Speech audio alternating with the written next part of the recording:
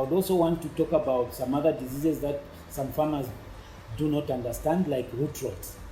Now, root rot is a disease that attacks the root system.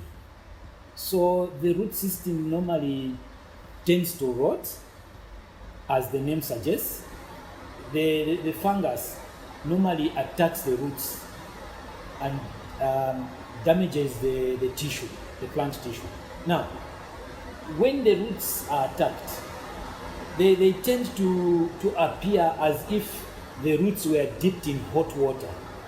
They will turn brown and they will appear as if they were dipped in water.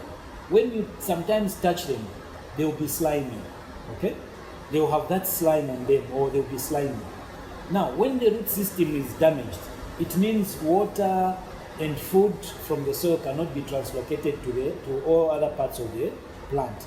And eventually the plant will end up surviving on the reserve food, and until such a time when the reserves will run out, and eventually the plant dies off equally.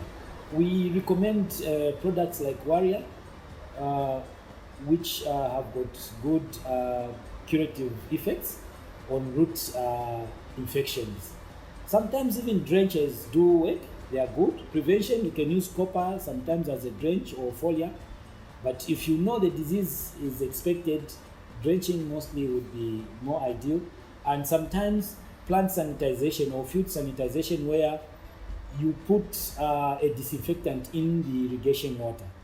Because most of us think diseases only come from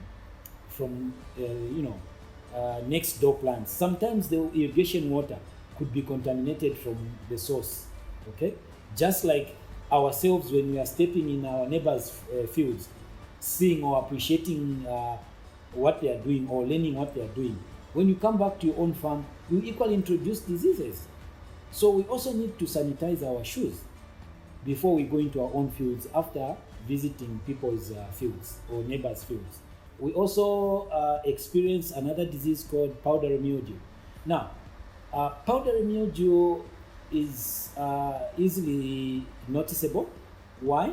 Because the leaves will be green, but then they will appear as if someone applied some white powder on them.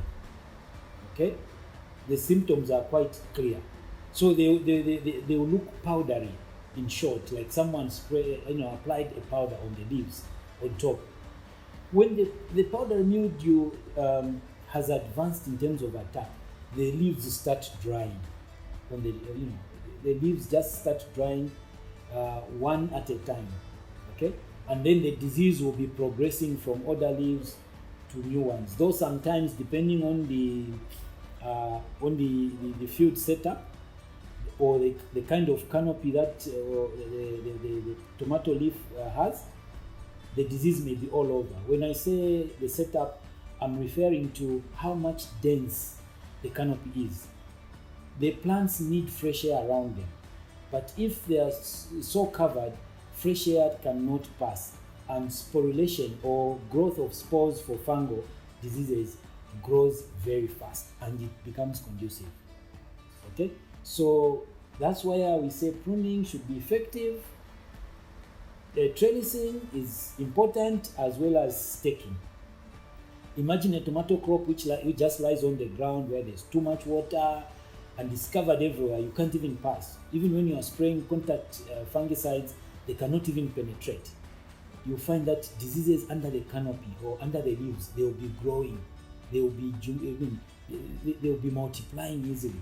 So you need a plant that will stand, allow fresh air to circulate under the leaves, as well as the sprays to go through. So that is what causes the powdery mildew. Now, coming to the remedies of powdery mildew, we have Coroville, a very good product, which is curative, that a farmer can pick on. Okay? Very, very good. You can never regret. Very good, and it will control the powdery mildew as a cure, not as a preventive.